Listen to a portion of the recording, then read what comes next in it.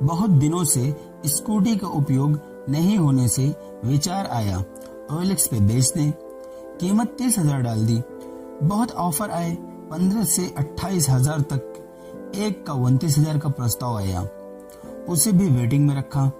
कल सुबह कॉल आया, उसने कहा साहब नमस्कार, आपकी गाड़ी का ऐड देखा, पसंद भी आई है, परंतु 30,000 जमा करने का बहुत प्रयत्न किया, 24,000 ही इकट्ठा कर पाया हूँ। बेटा इंजीनियरिंग के अंतिम वर्ष में है, बहुत मेहनत किया है उसने, कभी पैदल, कभी साइकिल, कभी बस, कभी किसी के साथ। सोचा अंतिम वर्ष तक वह अपनी गाड़ी से ही जाए। आप कृपया स्कूटी मुझे ही दीजिएगा, नई गाड़ी मेरी हैसियत से बहुत ज्यादा है, थोड़ा समय दीजिए, मैं पैसों का इंतजाम करता हूँ। मोबाइल बेचकर कुछ रुपए मिलेंगे, परंतु हाथ जोड़कर निवेदन है साहब, मुझे ही दीजिएगा। मैंने औपचारिकता में मात्र ओके बोलकर फोन रख दिया। कुछ विचार मन में आए, वापस कॉल बैक किया और कहा आप अपना मोबाइल मत बेचिए, कल सुबह केवल 24,000 लेकर आइए, गाड़ी आप ही ले जाइए, वह भी मात्र 24 में ही। मेरे पास 29,000 का प्रस्ताव होने पर भी 24 में किसी अपरिचित व्यक्ति को मैं स्कूटी देने जा रहा था। सोचा उस परिवार में आज कितने आनंद का निर्माण हुआ होगा। कल उनके घर स्कूटी आएगी और मुझे ज्यादा नुकसान भी नहीं हो रहा था।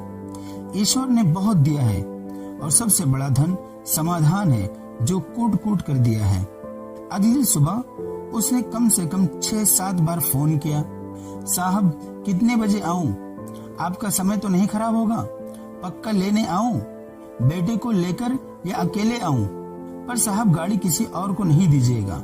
वह 2,000, 500, 200, 100, 50 के नोटों का संग्रह लेकर आया, मगर साथ में बेटा नहीं, एक लड़की थी।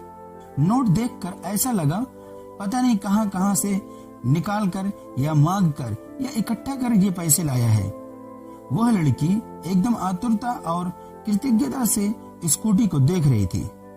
मैंने उसे दोनों चाबियां दी, हेलमेट और कागज दिए। लड़की गाड़ी पर विनम्रता पूर्वक हाथ फेर रही थी, फिर स्कूटी पर बैठ गई। उसकी खुशी देखते ही बनती थी। उसने पैसे गिनने कहा, मैंने कहा आप गिनकर ही लाए हैं, कोई दिक्कत नहीं। जब जाने लगे तो मैंने उन्हें 500 का एक नोट वापस करते हुए कहा, घर जाते मिठाई लेते जाइएगा। सोच ये थी कि कहीं तेल के पैसे हैं या नहीं, और यदि है तो मिठाई और तेल दोनों इसमें आ जाएंगे। आंखों में कृतज्ञता के आंसू लिए उसने मुझसे अनुमति मांगी। मैंने जाते हुए उससे पूछा कि ये बिटिया कौन है, तो उसने उत्तर दिया कि यही तो मेरा बेटा है। उसने विदा ली और अपनी स्कूटी ले गया। जाते समय बहुत ही आतुरता और विनम्रता से झुककर अभिवादन किया, बार बार आभार व्यक्त किया। दोस्तों, जीवन में कुछ व्यवहार करते समय नफा नुकसान नहीं देखना चाहिए। अपने माध्यम से किसी को क्या सच में कुछ आनंद प्राप्त हुआ, ये देखना भी होता है।